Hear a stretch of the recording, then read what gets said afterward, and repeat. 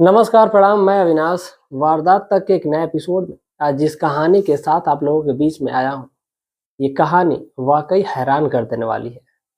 इस कहानी को आप ध्यान से सुनिएगा। इस कहानी को अगर आप ध्यान से सुनेंगे तो वाकई आप एक बार सोचने पे मजबूर हो जाएंगे। एक मैंने पहले कहानी सुनाई थी, जो बैंक अधिकारी वाली कहानी थी। उसमें एक एक प्रेमी और एक प्रेमिका होते हैं, यानी कि जो पति पत्नी पहले होते हैं, लेकिन पत्नी का किसी दूध वाले से उसका अवैध संबंध हो जाता है। तो पति उसको वहां पर ले जाकर के उसके घर छोड़ करके आता है। इस बीच क्या क्या हुआ था, आप पूरी कहानी अगर चाहे तो सुन सकते हैं इसी वीडियो के डिस्क्रिप्शन बॉक्स में। जो पहले नंबर पे लिंक आप लोगों को मिलेगा, वो पहले नंबर वाला लिंक होगा। वहाँ पे मैं लिख दूंगा कि दूध वाले वाले जो कहानी है प्रेमिका की, वो कहानी आप लोगों को मिल जाएगी। एक अधिकारी की जो पत्नी होती है, वो अपने पति से खुश नहीं हो पाती, बल्कि एक दूध वाले से होती है। जब दूध वाले से खुश होती है तो पति ने एक ऐसा कदम उठाया, यानी कि वो सीधा सीधा अपनी पत्नी को ले जाकर के दूध वाले के साथ ही छोड़ देता है। ये अपने आप में एक बहुत बड़ा मैसेज है। आप पूरी कहानी को सुनेंगे तो आपको खुद पता चल जाएगा कि कैसे उसमें क्या हुआ था। लिंक से आप जाकर डायरेक्ट देख सकते हैं। आज की भी कहानी कुछ ऐसी ही है, क्योंकि सर्दियों का मौसम आ गया है और इसी सर्दियों का मौसम का फ़ायदा उठा करके एक प्रेमी एक प्रेमिका जो होते हैं, वो हरे का फ़ायदा उठाते हैं और एक दूसरे से मिलने का प्रयत्न करते हैं, कोशिश करते हैं। अब ये सारा सिलसिला इसी जो कुहरा वाला मौसम है, इसी मौसम में आएगा। बात कर रहा हूँ मैं 22 अगस्त 2023 की। उत्तर प्रदेश का एक ज़िला लगता है गोंडा ज़िला, और इसी गोंडा ज़िला की ये कहानी है। वाक़ई ये कहानी आप लोगों को हैरान कर देगी, परेशान कर देगी कि आखिर इस दुनिया में ऐसे-ऐसे लोग हैं, जो इतना बड़ा कदम उठा लेते हैं। एक बार आप सोचने पे मजबूर हो जाएँगे। कहीं एक प्रेमी को प्रेमिका से मिला दिया जा रहा है, कहीं एक प्रेमिका को एक प्रेमी से मिला दिया जा रहा है, तो कहीं पर एक प्रेमी और प्रेमिका को रास्ते से हटा दिया जा रहा है। तो ये तमाम ऐसी-ऐसी घटनाएँ समाज में हमारे घट रही है। ये हमारा मेन मकसद यही होता है कि आप तक वीडियो लेकर के आएँ, जिससे आप सचेत हो सकें, सतर्क हो सकें। आप कोई ऐसी गलती ना कर दें कि आपके घर वालों को, आपके परिवार वालों को तकलीफ़ हो, वो समस्या में पड़ जाएँ। हमारी कहानी लाने का मेन उद्देश्य यही होता है।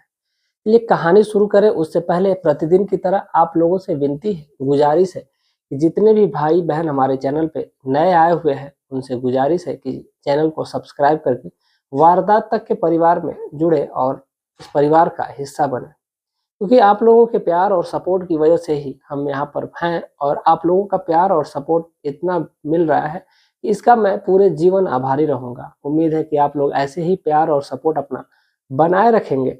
बहुत जल्द हमारे इस वारदात तक के परिवार में जो ये एक दौर था, जिस दौर पे मैं निकला था अकेले, और अभी जो है वो 4700 लोग हो चुके हैं, और ये लगभग ये 5000 से 10,000, 10,000 से 20,000 का ये जो काफ़िला है, वो बढ़ता जाने वाला है। क्योंकि मुझे पता है कि आप लोग हैं तो सब कुछ मुमकिन है।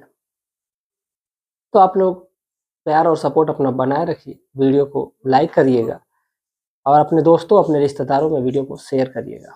तो चलिए आज की कहानी को शुरू करते हैं। दरअसल एक लड़का होता है और एक जो उसका परिवार होता है, काफ़ी संपन्न परिवार होता है। लड़का जिसका नाम दीपक होता है, और इसके पिता होते हैं ब्रिजेश। ये जो गाँव मैं आपको बताया हूँ, इस गोंडा ज़िले का एक गाँव लगता है धानीपुर, और इसी धानीपुर गाँव की ये कहानी है। अब यहाँ पर जो दीपक है, एक दिन अपने पिता से कहता है, रात के लगभग 10 बजे हुए थे, और इसी रात के 10 बजे वो अपने पिता से कहता है कि पिताजी मैं जा रहा हूँ, एक मेरा दोस्त है, वो आ रहा है, मैं उसको रिसीव करने के लिए जा रहा हूँ, फिर मैं उसको घर पे छोड़ करके फिर मैं आ जाऊँगा। लेकिन पिता कहते हैं कि इतनी रात हो गई है, किसी और को भेज दो या फिर किसी और दोस्त को बुला लो, फिर तब जाओ। वो कहता है कि नहीं, मैं चला जाऊँगा, कोई दिक्कत की बात नहीं है। अब जब ये बातें पिता सुनते हैं तो वो कहते हैं कि ठीक है। अब जो दीपक है वो चला जाता है, और जाने के बाद पिता और माँ दोनों लोग इंतज़ार कर रहे हैं। परेशान है कि बेटा अभी तक आया क्यों नहीं? रात के लगभग 1 बज गए, 1 से 2 बजते जा रहे हैं। फ़ोन कर रहे हैं तो फ़ोन भी ऑफ आ रहा है। अब वो लोग परेशान हैं, हैरान हैं कि आखिर उनका बेटा कहाँ है आने के लिए, लेकिन आया नहीं है, ऊपर से फ़ोन भी ऑफ है। आम तौर पे ऐसा होता था कि जब भी अगर वो कहीं जाता था, तो वो बता करके जाता था कि वो कहाँ जा रहा है, कब तक आ जाएगा। बता करके उस दिन भी गया था कि वो आ जाएगा, लेकिन जब फ़ोन नहीं लगता है तो घर के लोग परेशान हो जाते हैं। अब इधर जो पिता है वो सोचता है कि हो सकता है कि अपने दोस्त को छोड़ने गया है, तो हो सकता है कि वहीं पर सो गया हो। अब यही सोच करके वो आराम करने लगते हैं और जैसे ही सुबह होती है, जिस लड़के का नाम उस लड़के ने बताया था, यानी कि जो दीपक नाम का लड़का है, उसने जिस लड़के का नाम बताया था, उस लड़के के घर वो सीधा सुबह-सुबह पहुँचते हैं और कहते हैं कि दीपक कहाँ है? तो वो लड़का कहता है, यानी जो लड़का है उस लड़के का नाम मोनू है। मोनू से पूछते हैं तो वो लड़का कहता है कि वो तो मेरे यहाँ नहीं है और मेरी तो उससे मुलाकात हुए कम से कम 5-6 दिन हो गई, बात भी हुए इतना टाइम हो गया। जब ये बातें दीपक के पिता यानी कि जो ब्रिजेश है, वो सुनते हैं तो वो कहते हैं कि आखिर ये गया कहाँ? बाकी उसके जितने जानने वाले थे, जितने दोस्त थे, सभी जगहों पर फ़ोन करके पता करते हैं। जा के भी कुछ जगहों पे पता करते हैं, अपने रिश्तेदारी में, सब जगह पता करने की कोशिश करते हैं, लेकिन कोई भी उसका पता नहीं चलता है। जब पता नहीं चलता है तो फिर उसके दोस्तों से जब वो पूछ रहे थे, तो उसी में एक दोस्त ने बताया कि उसका एक लड़की के साथ प्रेम प्रसंग चल रहा है और वो कई बार उस लड़की से मिला भी है जाकर के, रात में भी मिला है। जब ये बातें उसके पिता सुनते हैं तो फिर वो जानने की कोशिश करते हैं कि आखिर वो लड़की कौन है। जब लड़की के बारे में पता करते हैं तो वो उसी गांव के रहने वाला एक परिवार है, जिस परिवार के मुखिया होते हैं उमाशंकर, और उसी उमाशंकर की एक बेटी होती है जो दिखने में बेहद खूबसूरत थी, जिस लड़की का नाम था वंदना। ये दोनों क्लासमेट थे और दोनों एक साथ पढ़ते थे, और पढ़ने के साथ साथ इन दोनों के बीच की जो दूरियां थी वो कब नजदीकियों में बदल गई, कब एक दूसरे के इतने समीप आ गए कि ये एक दूसरे के बिना जीना की सोचते भी नहीं थे। आमतौर पर ये ऐसा होता था, जहां तक बताया गया ब्रिजेश जी को, कि उनका जो बेटा है वो बाहर होटल में भी कई बार उससे मिल चुका है, रात में भी कई बार मिल चुका है। जब ये बातें वो सुनते हैं तो वो परेशान हो जाते हैं, एक बार हैरान हो जाते हैं कि उनका बेटा उनके पीठ पीछे ऐसी हरकत करता है। लेकिन इसमें बेटा जो है वो ऐसी बातें अपने पिता से शेयर भी नहीं कर सकता, जो बातें वो अपने दोस्त से शेयर करता है। कुछ पिता ऐसे होते हैं कि जो अपने बेटे से इतने फ्रेंडली होते हैं कि जो भी बातें होती हैं वो बेटा अपने पिता से कह देता है। जैसे आमतौर पे एक मेरे भैया हैं, जो बड़े भैया हैं, उनका एक लड़का है जो मुझसे सारी बातें शेयर करता है। अपने पापा से भी ये सारी बातें वो शेयर करता है। चाहे उसके साथ कोई भी घटना हुई हो, कोई भी बातें हुई हो, वो अपने पिता के साथ एकदम फ्रेंडली रहता है, मेरे साथ भी रहता है। तो वाक़ई ये जो लड़का है दीपक, वो अपने पिता से बताया नहीं था और ना ही परिवार के लोगों किसी को पता था इस बात का। ब्रिजेश को जैसे ही ये बातें पता चलती है, वो तुरंत उस लड़की के घर पे पहुँचते हैं। अब उमाशंकर से पूछते हैं कि मेरा बेटा कहाँ है? तो वो कहते हैं कि तुम्हारा बेटा तुम जानो, और मैं तुम्हारा बेटा, जब ये बातें वो कहते हैं तो वो कहता है कि तुम्हारे बेटी से मेरे बेटे का प्रेम प्रसंग चल रहा था और वो तुम्हारे बेटी से ही मिलने आया था। अब बताओ मेरा बेटा कहाँ है? जब ये बातें उमाशंकर सुनते हैं तो वो कहते हैं कि मेरी बेटी खुद नहीं रात से मिल रही है, ऐसा मुझे लग रहा है, अब तो क्लियर हो गया कि तुम्हारा बेटा ही मेरी बेटी को भगा करके ले गया है। जब ये बातें ब्रिजेश सुन रहे होते हैं तो देखते हैं कि जो लड़की का पिता है, जिस लड़की के पिता का जो चेहरा था, वो एकदम, उसके चेहरे पे कोई ऐसी मायूसी नहीं थी, कोई ऐसा भाव नहीं था कि ऐसा लग रहा हो कि उसकी बेटी भाग गई हो घर से। अब जब ये चीजें वो देखते हैं तो उनको कहीं ना कहीं कुछ अनहोनी होने की आशंका होने लगती है, और वो सीधा पुलिस थाने पहुंचते हैं और वहां जा करके, और जो वहाँ के इंस्पेक्टर होते हैं उनसे कहते हैं, सारी बातें बताते हैं कि मेरा बेटा, ऐसा बताया गया है कि उनकी बेटी से मिलने गया है, लेकिन जब मैं उनसे बोल रहा था तो उनके चेहरे पर बिल्कुल भी शिकन नहीं थी। ऐसा लग रहा है कि मेरे बेटे के साथ कोई अनहोनी हो गई है, तो आप प्लीज़ चल करके जाँच करिए, मेरे बेटे की खोज करिए। जब ये बातें सुनते हैं तो वो कहते हैं कि अच्छा ठीक है।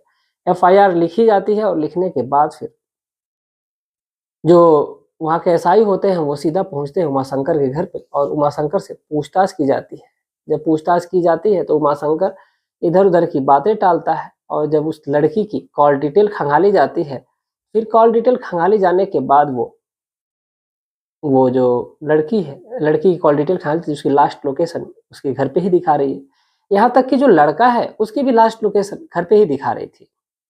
अब ये तमाम जो चीज़ें हैं वो निकल कर के जब सामने आती हैं तो फिर वो सीधा-सीधा उमाशंकर पे ही उनका शक गहरा हो जाता है।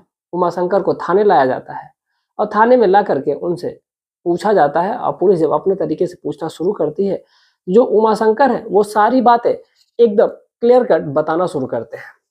दरअसल वो बताते हैं कि रात में मैं सोया हुआ था तो मेरे कमरे से बाहर किसी की खटखटाने की मतलब किसी चीज़ की शोर होने की आवाज़ आई। तो जैसे ही आवाज़ आई तो फिर मैं बाहर गया तो देखा बाहर का जो एक रूम है, उस रूम में जब देखता हूँ तो मेरी बेटी और जो इनका लड़का है दीपक, ये दोनों आपत्तिजनक स्थिति में थे। यानी कि बिना कपड़े के थे और एक दूसरे के साथ संबंध बना रहे थे। जब ये बात वो देखते हैं तो वो एकदम गुस्से से लाल हो जाते हैं, लेकिन खुद पे संयम रखते हैं, खुद पे कंट्रोल रखते हैं और उसके बाद वो उस वक़्त कुछ नहीं बोलते हैं और फिर जाते हैं घर में और फिर अपने बेटे को जगा कर के लाते हैं। जो उनका बेटा होता है विनय, विनय भी आता है। अब देख रहे हैं कि ये दोनों एक दूसरे के साथ संबंध बना रहे हैं। अब उसके बाद ये दोनों लाठी डंडे लेकर के आते हैं और दीपक को पीटना शुरू कर देते हैं। मारते तो वंदना को भी हैं, लेकिन वंदना को मार करके साइड कर देते हैं, लेकिन दीपक को पीटना शुरू करते हैं तो थमने का नाम ही नहीं लेते हैं। इस कदर पीटते हैं कि पीटते ही रहते हैं और वो चाह के भी नहीं भाग पा सकता था क्योंकि उसके पास कपड़े भी नहीं थे। अब वो भाग करके जाता भी तो कहाँ जाता। अब इसी वजह से वो परेशान था, लेकिन उसकी पीट कर इतनी बेरहमी से पीटा उन लोगों ने कि वो उसकी वहीं पर मौत हो जाती है। और जब मौत हो जाती है तो अब सोचते हैं कि अब क्या करें। जो लड़की है वंदना, वो कहती है कि तुम लोगों ने जो भी किया है ये बहुत गलत किया है। जैसे ही सुबह होगी मैं पूरे गांव को बताऊंगी, मैं इस बात को थाने में लेकर के जाऊंगी और तुम लोगों को सजा दिलवाऊंगी, तुमने मेरे प्रेमी का कत्ल करा है। जब ये बातें वो सुनते हैं तो वो भी एक बार सोचने को मजबूर हो जाते हैं कि अगर ये जीवित रहेगी तो ये भी हमारे खिलाफ षड्यंत्र जरूर रचेगी और थाने में चली जाएगी तो फिर हम लोग पकड़े जाएंगे। अब ये कह करके वो उस लड़की को भी तुरंत रास्ते से हटा देते हैं, यानी कि मार देते हैं। मारने के बाद वो दोनों को ले जा करके खेत में फेंक देते हैं। अब जब खेत में फेंकने की बात आती है तो फिर पुलिस कहती है कि चलो बॉडी दिखाओ। तो जब बॉडी के पास लोग पहुंचते हैं तो वहां पर केवल एक ही लड़के की बॉडी मिलती है और वो भी दीपक की बॉडी मिलती है। जब दीपक की बॉडी मिलती है तो फिर पूछते हैं कि तुम्हारी लड़की की बॉडी कहाँ है। तो वो कहते हैं कि बगल वाले गांव के खेत में है, जहाँ पर हमारा खेत है। हमने इसकी बॉडी को तो ठिकाने लगा दिया, लेकिन बेटी की बॉडी को छोड़ दिए हैं ताकि उसको कल लगाएंगे, तब तक आज सारा मुद्दा खुल गया है। जब ये बातें तो सुनते हैं तो फिर दोनों की बॉडी को पोस्टमार्टम के लिए कस्टडी में लेकर के भेज दिया जाता है। और भेजने के बाद उमाशंकर के खिलाफ और उनके बेटे विनय के खिलाफ गंभीर धारा में एफआईआर लिखी जाती है। 302, 307 जितनी भी धाराएं हैं उनके खिलाफ लगाई जाती है और लगा करके उन दोनों को जेल में भेज दिया जाता है। और अभी भी जो उनके ऊपर केस चल रहा है, क्योंकि आप लोगों को पता ही है कि केस का जो सिलसिला है वो चलता रहता है। मैं सभी वीडियो में लगभग कहता हूँ कि केस चलता रहता है, लेकिन जो अपराधी है वो बाहर नहीं आ सकता। वो जेल के अंदर ही रहेगा, सलाखों के पीछे ही रहेगा, चाहे जितना वक्त लग जाए।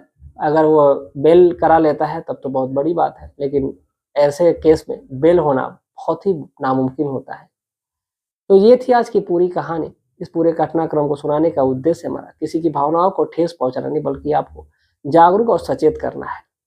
इस कहानी का मेरा सुनाने का मेन मोटिव ये था कि आप लोग ऐसी गलती ना करें कि किसी के बुलावे में आकर के वहां पर पहुंच जाएं और वहां पर गलत काम करें, और इसका अंजाम जो होगा वो पूरे परिवार को भुगतना पड़ेगा। जो दीपक है उस घर का इकलौता चिराग था और उस चिराग को बुझा दिया जाता है। अब उस घर में जो माता है, पिता है, अब जो एक आखिरी उम्मीद थी, उम्मीद की किरण जो था वो दीपक ही था और उसको भी बुझा दिया गया। तो आप लोगों से विनती है, गुजारिश है कि आप लोगों में, आप अपने दोस्तों से, अपने रिश्तेदारों से इस बात को शेयर जरूर करिएगा कि वो भूल करके भी ऐसी गलती ना करें। जो भी करना है सोच समझ के करें। तो जैसा कि मैं सभी वीडियो में जितने भी हमारे भाई, हमारे दोस्त, हमसे जो बड़े हैं, जो हमसे छोटे भी हैं, जो लोग कमेंट करते हैं, बहनें जितनी हैं, जितने भी लोग कमेंट हमें करते हैं, मैं उन लोगों का कमेंट प्रतिदिन पढ़ता हूं। तो आज वो कमेंट का सिलसिला जारी करते हैं और कमेंट पढ़ने का जो दौर है वो शुरू करते हैं। पहले नंबर पे है राकेश यादव जी, फिर है नेल्सन क्रिश्चियन, और फिर है रामू कुमार, नासिर पठान जी, राजू विश्वकर्मा, नेपाल के अभितो मलेशियापुर से, ये नेपाल से हमें प्रतिदिन कमेंट करते हैं, ये मेरी सारी वीडियो पे कमेंट करते हैं। तो आप सभी लोगों का तहे दिल से बहुत बहुत धन्यवाद। आप लोगों से मैं एक रिक्वेस्ट करता हूँ कि आप लोग अपने नाम के साथ, या तो फिर आपकी आईडी पे आपका नाम मेंशन होता है वहां से तो मैं पढ़ सकता हूँ, लेकिन आप अपने प्रदेश का नाम जरूर लिखें। तो अगर आप जिले का नाम लिखेंगे तो और भी बेहतर होगा, ताकि हमें और भी पता चलेगा। आपके पास अगर कोई भी कहानी हो तो आप हमसे शेयर कर सकते हैं। तो उसके लिए आपको नीचे इंस्टाग्राम दिया गया है, आप वहाँ पर हमें डायरेक्ट मैसेज कर सकते हैं, वहाँ पर से अपनी बात हम मुझ तक सीधे पहुँचा सकते हैं। आप वहाँ से हमें फॉलो कर सकते हैं। अगले नंबर पे दीपक कुमार गुप्ता, ये है कानपुर से। फिर है अजमेंद्र सिंह, और उसके बाद है उदय कुमार आसाम से। कृष्णा, जीत द्विवेदी, किशन कुमार, ये इन्होंने किशन कुमार जी ने कमेंट करा है कि आपने बुलाया और हम आ गए, आपके न्यू सब्सक्राइबर। तो तहे दिल से शुक्रिया आपका भाई कि आप हमारे कहने पे आए, और सभी लोग ऐसे ही कहने पे हमारे आते हैं। तो ऐसे ही आप लोगों का प्यार और सपोर्ट बना रहेगा तो हम भी आगे बढ़ेंगे और आप लोग का साथ बना रहेगा। अगले नंबर पे है अभय यादव। फिर दूसरे नंबर पे है, उनकी आईडी बस थी दीपक फ्री फायर, इन्होंने भी कमेंट करा है कि गुड स्टोरी भाई। तो ये थे कल के कुछ लोग। अभी इन लोगों में भी बहुत सारे लोगों का कमेंट अभी रुका हुआ है। जिन लोगों का कमेंट मैं नहीं बोल पाया हूँ उनके लिए मैं माफ़ी चाहता हूँ। कल वाली वीडियो में उनके कमेंट के जो उनके नाम और उनके जो कमेंट है मैं आप लोगों तक पहुँचाने की पूरी कोशिश करूँगा। कहानी कैसी थी, आपको इससे क्या सीख मिलती है, ज़रूर बताइएगा कमेंट में। और वीडियो को लाइक कर दीजिएगा, चैनल पे नए हैं तो चैनल को सब्सक्राइब कर दीजिएगा। मिलते हैं कल शाम 7:30 बजे एक और सच्ची कहानी के साथ। तब तक के लिए जय हिंद, जय भारत।